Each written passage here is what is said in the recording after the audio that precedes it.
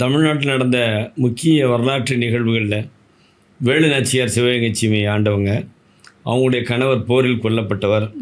அதுக்கப்புறம் வேலு நாச்சியார் பிறகு மருதுபாண்டியர்கள் அந்த சிவகங்கை சீமையை ஆண்டாங்க. அவங்க வந்து வீரபாண்டிய கட்டபொம்மன் தூக்கப்பட்ட பிறகு அவருடைய தம்பி ஊமத்துரை வந்து தப்பிச்சு சிவகங்கைக்கு தான் வந்தார். அப்போ வாண்டட் லிஸ்ட்டில் இருந்தார் ஊமத்துரை.